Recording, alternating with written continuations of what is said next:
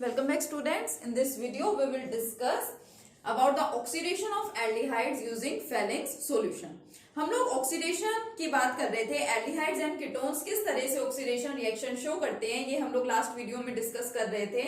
और मैंने आपको टोलेंस रिएजेंट के बारे में बताया था कि टोलेंस रिएजेंट क्या होता है और एल्डिहाइड्स का ऑक्सीडेशन किस तरह से होता है in the presence of Tollens reagent. तो भी हम सबसे पहले देखेंगे Fehling solution. What is Fehling solution? It is an alkaline solution of copper sulphate containing some Rochelle salt. Rochelle salt क्या होता है? It is sodium potassium tartrate. जो आपका फेलिंग सॉल्यूशन है ये कॉपर सल्फेट का एक अल्कलाइन सॉल्यूशन होता है, मींस अल्कलाइन सब्सटेंस इसके साथ प्रेजेंट है containing some Rochelle salt. Rochelle salt भी थोड़े से अमाउंट में वहां पे प्रेजेंट होता है और रोशेल सोल्ट क्या होता है? It is sodium potassium tartrate. ठीक है, प्रिपेयर्ड बाय एडिंग। अब बनता कैसे ये आपको देखना। It is prepared by adding Fehling solution B into Fehling solution ए।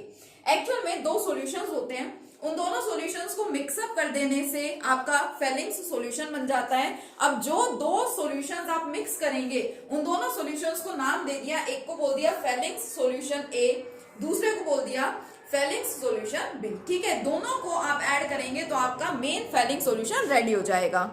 अभी आपके Fehling solution A and Fehling solution B है क्या?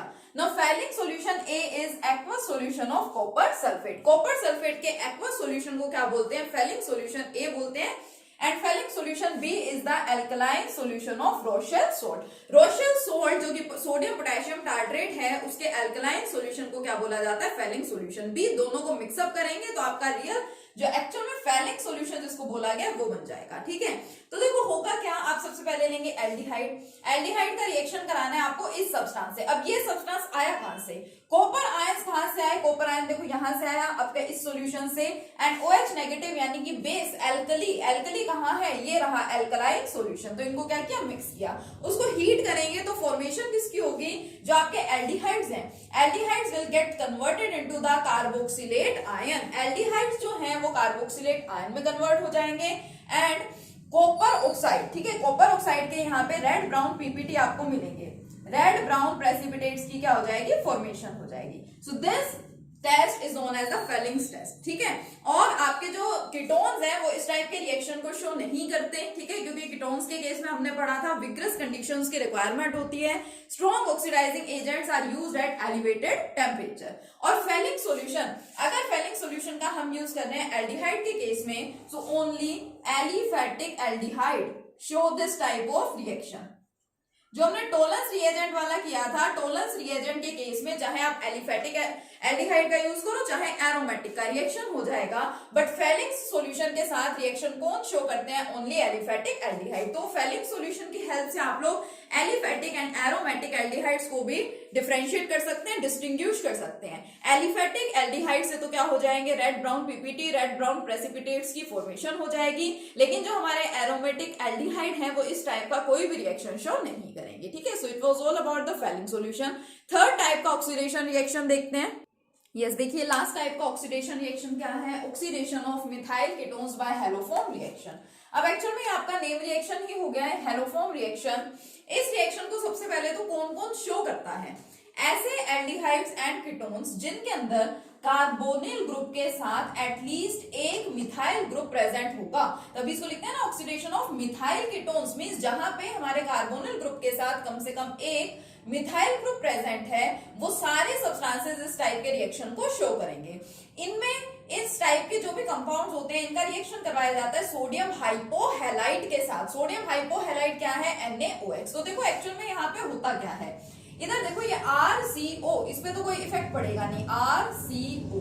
ठीक है, अब ये जो CH3 है ये यहाँ से हट जाता है और इसकी जगह कौन आ जाएगा? ये आपका ONA इसकी जगह आकर के अटैच हो जाता है। प्लस साथ में क्या बनेगा? CH3 है यहाँ पे, लेकिन यहाँ क्या बन जाएगा? CH। और इधर जो हेलोजन प्रेजेंट है 3 हेलोजन यहाँ पे क्या हो जाती है? फॉर्मेशन हो जाती है। तो ये आपका रिएक्शन है।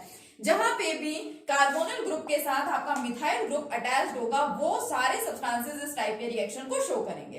इसके अलावा और कहीं पे भी अगर डबल बॉन्ड प्रेजेंट है, अगर आप सोच रहे हैं कि ये डबल बॉन्डेड सब्सटेंस की प्रॉपर्टी है, तो ऐसा नहीं है, सिर्फ कार्बोनिल ग्रुप की हम बात कर रहे हैं। कार्बन कार्बन के बीच में अगर डबल बॉन्ड प्रेजेंट है तो उस डबल बॉन्ड पे कुछ भी इफेक्ट नहीं पड़ेगा। लाइक दिस, आपके एनसीईआरटी का ही एग्जांपल है इस तरह से आपको कोई कंपाउंड गिवन है, जैसे ही आप यहाँ पे कोई भी सोडियम हाइपोहैलाइड देखें, हेलोजन यहाँ पे कौन है, क्लोरीन है, तो हमारे माइंड में जस्ट ये आना चाहिए फटाफट से कि जो कार्बोनिल ग्रुप है, कार्बोनिल के साथ जस्ट जो मिथाइल ग्रुप अटैच्ड है, यानी कि ये वाला ग्रुप, इसकी जगह कौन आ जाएगा, ONA आ जाएगा। बाकी किसी पे कुछ भी इफेक्ट नहीं पड़ने वाला है, बाकी सब आपका एज इट इज रहेगा। ये कार्बन, इधर हाइड्रोजन, इधर आपका CH3 ग्रुप, यहाँ डबल बॉन्ड कार्बन, इधर CH3, again C double bond O, ये ग्रुप तो आपका रहेगा ही, बट इसकी जगह कौन आ जाता है आपका, ONA, ठीक है, प्लस साथ में CH और हेलोजन यहाँ पे कौन है, क्लोरीन, यानी CH Cl3, it means chloroform की यहाँ पे क्या हो गई है, फॉर्मेशन हो गई। तो आपके लास्ट टाइप का ऑक्सीडेशन रिएक्शन है oxidation of methyl ketones by haloform reaction. Now this is the test used for, या this is the test done for the detection of the compounds containing COCH3 group। ऐसे compound जिनके अंदर ये वाला group present होता है, ठीक है, इनके डिटेक्शन के लिए इस टेस्ट का आप क्या कर सकते हैं, यूज कर सकते हैं। तो ऑक्सीडेशन रिएक्शन हमारा यहाँ पे कंप्लीट हो गया, oxidation of aldehydes and ketones. अब इसके अलावा कुछ इंपॉर्टेंट रिएक्शंस और बाकी हैं, उनको डिस्कस करते हैं। Yes, now the next reactions है, these are most important reactions जो कि डायरेक्ट हमसे एग्जाम में बाय नेम पूछे जाते हैं, ठीक है, इंपॉर्टेंट नेम रिएक्शंस हैं। Reactions due to alpha hydrogen. अब जिन एल्डिहाइड्स के अंदर एक कम से कम एक अल्फा हाइड्रोजन प्रेजेंट होता है, वो ये टाइप ऑफ रिएक्शन शो करेंगे जो मैं यहाँ पे आपको एक्सप्लेन कर रही हूँ। First one is aldol condensation reaction, most important reaction which is asked by name directly, aldol condensation reaction.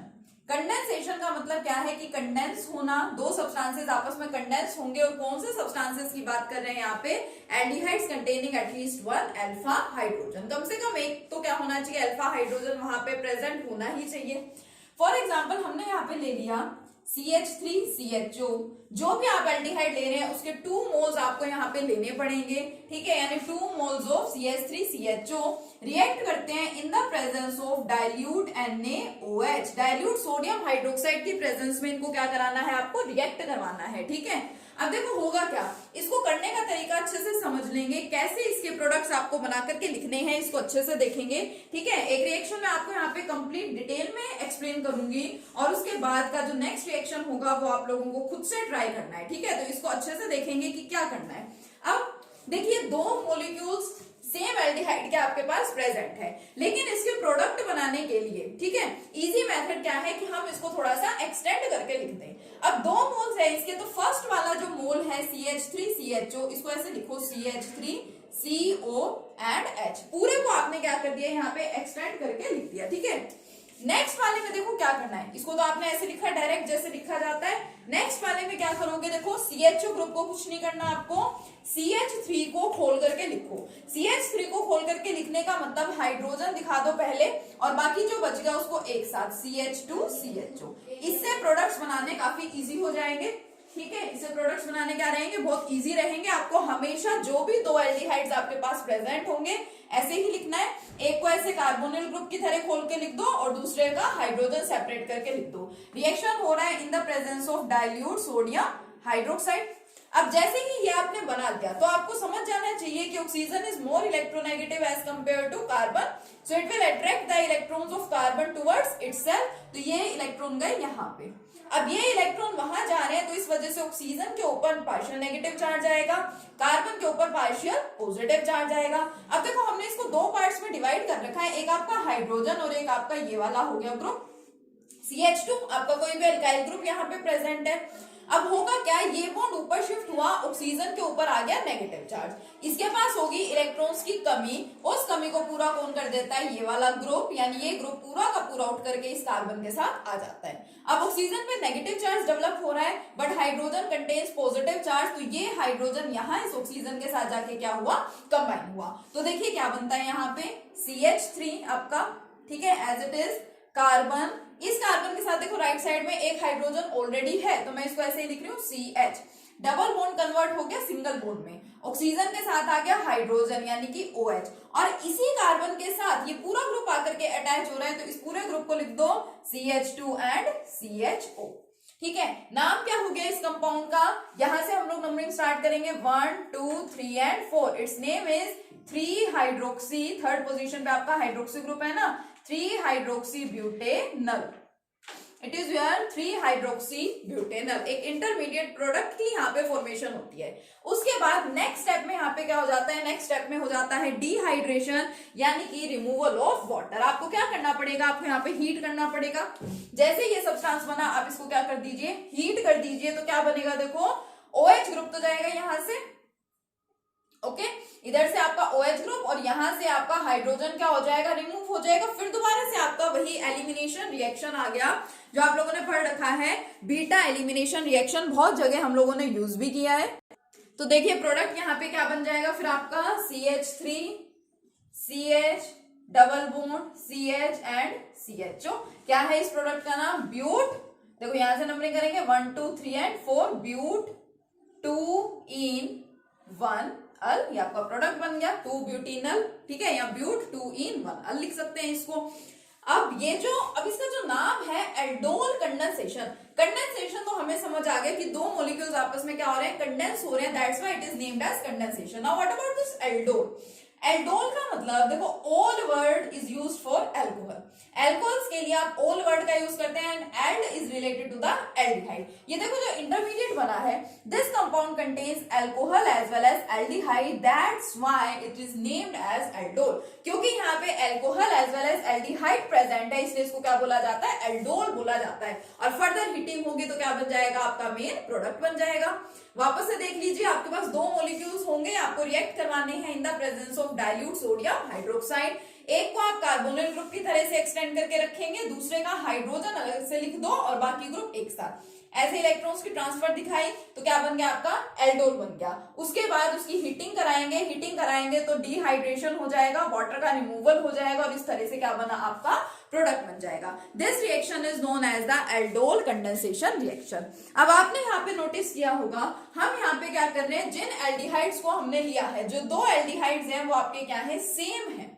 अगर सेम एल्डिहाइड्स का एडिशन आप करा देते हैं, then the reaction is known as the self aldol condensation reaction. If both the aldehydes are same here, self aldol condensation reaction. क्या बोलेंगे इस reaction को बच्चों, सेल्फ एल्डोल कंडेंसेशन रिएक्शन। और अगर मान लो मैं कहूं ये दोनों मैंने अपोजिट ले लिए, मैंने एक इथेनॉल ले रखा है, दूसरा मैंने प्रोपेनॉल ले लिया, या और कोई मैंने ले लिया, तो जब दो अलग अलग मेरे पास एल्डिहाइड्स प्रेजेंट होंगे तो उस टाइप के कंडेंसेशन को क्या बोला जाएगा, क्रॉस एल्डोल कंडेंसेशन रिएक्शन। ठीक है, तो समझ आया। अभी जो हमने एग्जांपल पढ़ा था वो था सेल्फ एल्डोल कंडेंसेशन रिएक्शन का, सिंपली उसको एल्डोल कंडेंसेशन रिएक्शन भी बोलते हैं। अगर हमसे पूछा जाए क्रॉस एल्डोल कंडेंसेशन रिएक्शन, इसका मतलब ऐसा रिएक्शन जिसके अंदर दो डिफरेंट एल्डिहाइड्स कंडेंस होंगे आपस में, ठीक है, for the formation of the required product. मान लीजिए मैंने ये एग्जांपल लिख रखा है, it is ethanol and propanol. अब यहाँ पे देखिए कितने प्रोडक्ट्स की फॉर्मेशन हो सकती है, क्योंकि हमारे पास यहाँ दो अलग अलग टाइप के एल्डिहाइड्स हैं, तो यहाँ पे कॉम्बिनेशन के 4 डिफरेंट मेथड्स हैं। क्या मेथड्स हैं कि सबसे पहले जो आपका CH3CHO, ये वाला जो एल्डिहाइड है आपका एसिटल्डिहाइड, आपका इथेनॉल, ये क्या करेगा, ये इसी अपने साथ ही क्या करे, रिएक्ट करे, पहली पॉसिबिलिटी। सेकेंड पॉसिबिलिटी, ये वाला सब्सटेंस अपने साथ ही रिएक्शन शो करे, लाइक CH3CH2CHO प्लस CH3CH2CHO, ये वाली पॉसिबिलिटी है। उसके बाद नेक्स्ट क्या पॉसिबिलिटी है, एक दूसरे के साथ रिएक्शन शो करना, तो CH3CHO प्लस CH3CH2CHO ऐसे लिख देंगे, या इसका अपोजिट, पहले इसको लिखो CH3CH2CHO along with CH3CHO। अब आप सोचेंगे इनको ऐसे लिखने से क्या फर्क पड़ेगा, बहुत फर्क पड़ेगा। कैसे, क्योंकि अगर आप ऐसे लिख रहे हैं तो आप इसको कैसे मेंशन करोगे, CH3CHO प्लस इसका हाइड्रोजन बाहर निकाल के रखेंगे तो क्या बनेगा यहाँ पे H, CH2 एंड CHO। और इस केस में आप इसको कार्बोनिल ग्रुप की तरह से लिखेंगे सेपरेट करके, CH3CH2 एंड CHO, और यहाँ पे एसिटल्डिहाइड के केस में हाइड्रोजन अलग लिखेंगे H, CH2 एंड CHO। तो आपके प्रोडक्ट्स क्या बनेंगे, दोनों केसेस में डिफरेंट बनेंगे। तो यहां से आपने देखा कि 4 डिफरेंट प्रोडक्ट्स की फॉर्मेशन पॉसिबल है। इंटरमीडिएट एल्डोल बनता है which contains both aldehyde as well as alcoholic group, that's why it is known as aldol. ठीक है, सेल्फ का मतलब अपने ही साथ, यानी कि सेम एल्डिहाइड, क्रॉस का मतलब अपोजिट एल्डिहाइड्स, ठीक है, मींस डिफरेंट एल्डिहाइड्स। तो इनके क्या प्रोडक्ट्स बनेंगे, ये प्रोडक्ट्स आपको मेंशन करने हैं, सेम उसी तरीके से जैसे मैंने आपको लास्ट वाला सोल्व करके दिखाया था। ओके यस देखिए now next and last reaction is the कैनिज़ेरो reaction. अभी जो हम लोग एल्डोल कंडेंसेशन पढ़ रहे थे, दोनों टाइप के हमने एल्डोल कंडेंसेशन रिएक्शन पढ़े, उसके अंदर कंडीशन क्या थी कि एक आपके पास अल्फा हाइड्रोजन वाला एल्डिहाइड प्रेजेंट होना चाहिए। अब जिन एल्डिहाइड्स में अल्फा हाइड्रोजन प्रेजेंट नहीं होता, लाइक सिंपलेस्ट हमारा एल्डिहाइड है फॉर्मल्डिहाइड मीथेनल, उस टाइप के जो एल्डिहाइड्स हैं वो कैनिज़ेरो रिएक्शन शो करते हैं। कैनिज़ेरो रिएक्शन में बेसिकली होता क्या है कि हम लोग एल्डिहाइड लेंगे जिनके अंदर अल्फा हाइड्रोजन प्रेजेंट नहीं है, राइट। ये आपका एल्डिहाइड HCHO होता है, हमें पता है, ठीक है। अल्फा हाइड्रोजन इसमें है ही नहीं, इसके अंदर अल्फा कार्बन ही प्रेजेंट नहीं है। अब दूसरा मॉलिक्यूल भी यही लेंगे, in presence of concentrated base, यहाँ पे हमें चाहिए होता है कंसंट्रेटेड पोटेशियम हाइड्रोक्साइड, मैंने यहाँ पे ले लिया। एल्डोल रिएक्शन में हम लोग डाइल्यूट NaOH का यूज कर रहे थे, यहाँ पे आपको कंसंट्रेटेड सब्सटेंस का यूज करना होगा, तो मैंने कंसंट्रेटेड QH ले लिया। यहाँ पे देखो होता क्या है, अब यहाँ पे सेल्फ ऑक्सीडेशन एंड रिडक्शन की प्रोसेस होती है। जो सब्सटेंस है जो आपका एल्डिहाइड है, it is self oxidised as well as self reduced. होगा क्या है यहाँ पे, एक मॉलिक्यूल जो एल्डिहाइड का है वो तो अपने रिस्पेक्टिव अल्कोहल में कन्वर्ट हो जाता है, एक मॉलिक्यूल किस में कन्वर्ट होगा, अपने रिस्पेक्टिव अल्कोहल में। रिस्पेक्टिव अल्कोहल का मतलब क्या होता है, जितने कार्बन यहाँ प्रेजेंट है उतने ही कार्बन वाला अल्कोहल बनेगा, ठीक है। और इसमें ये कन्वर्ट किसमें होगा, इसके रिस्पेक्टिव कार्बोक्सिलिक एसिड, इसकी रिस्पेक्टिव कार्बोक्सिलिक एसिड के सोल्ट में, तो हम लिख सकते हैं सोल्ट ऑफ कार्बोक्सिलिक एसिड, इसी के रिस्पेक्टिव होगा, ठीक है। जितने कार्बन यहाँ है उतने ही कार्बन इसमें होने चाहिए, कार्बन एटम सेम रहेंगे दोनों के केस में, तो इसका रिस्पेक्टिव याद रखेंगे। पहले वाले एल्डिहाइड का बनेगा रिस्पेक्टिव अल्कोहल, दूसरे वाले की बनेगी रिस्पेक्टिव कार्बोक्सिलिक एसिड का सोल्ट बनेगा, कार्बोक्सिलिक एसिड नहीं बनेगी, ठीक है। तो देखो यहाँ पे इसका रिस्पेक्टिव अल्कोहल कौन बनेगा, मीथेनॉल यानी कि मिथाइल अल्कोहल, प्लस इसकी एसिड कौन सी हो सकती है, COO, और सोल्ट बनेगा यहाँ पे, तो सोल्ट तो यहाँ पे पोटेशियम प्रेजेंट है, so potassium salt of carboxylic acid will produce here, ठीक है। यहाँ पे किसका सोल्ट बनेगा, कार्बोक्सिलिक एसिड का पोटेशियम सोल्ट बनेगा, ठीक है, HCOO के, ये वाली आपकी एसिड बन जाएगी इधर। आया समझ में, तो बिल्कुल सिंपल सा है, ठीक है, आपको समझ आ गया होगा। तो इसको क्या बोलते हैं आपका कैनिज़ेरो रिएक्शन, ठीक है। अब ये जो आपके एल्डिहाइड्स एंड कीटोन्स हैं, ये इलेक्ट्रोफिलिक सब्स्टिट्यूशन रिएक्शंस भी शो करते हैं। लास्ट रिएक्शन कौन सा है, इलेक्ट्रोफिलिक सब्स्टिट्यूशन रिएक्शन, जो यहाँ पे कार्बोनिल ग्रुप प्रेजेंट होता है, ठीक है। Aldehydes as well as ketone में जो आपका कार्बोनिल ग्रुप प्रेजेंट होता है, it is strongly deactivating and meta directing. Your CO group is meta directing, ठीक है, ध्यान रखेंगे, और नहीं ध्यान है तो रेजोनेटिंग स्ट्रक्चर्स बना के भी देख सकते हैं। मेटा डायरेक्टिंग है तो इनकमिंग ग्रुप को, आने वाले ग्रुप को मेटा पोजीशन पे अटैच करवा देता है। सिंपलेस्ट एग्जांपल में यहाँ पे लूं तो सपोज आई हैव बेंजल्डिहाइड, इसके अंदर कार्बोनिल ग्रुप है COH, ठीक है, इसका मुझे कराना है nitration, concentrated HNO3 in the presence of concentrated H2SO4 and this mixture is known as the nitrating mixture। तो नाइट्रो ग्रुप यहाँ पे इंट्रोड्यूस होगा, कहाँ इंट्रोड्यूस हो जाएगा, मेटा पोजीशन पे, तो ये हो गया आपका CHO एंड मेटा पोजीशन पे कौन आ गया, NO2 ग्रुप, ठीक है। तो ये आपका लास्ट रिएक्शन है, ये आपके एल्डिहाइड्स एंड कीटोन्स की केमिकल प्रॉपर्टीज यहाँ पे होगी कंप्लीट। इसको बिल्कुल अच्छे से करने हैं, रिएक्शंस को बहुत अच्छे से कर लेंगे आप, ठीक है। नेक्स्ट लेक्चर में मिलेंगे अपने नेक्स्ट टॉपिक के साथ। Okay, thank you.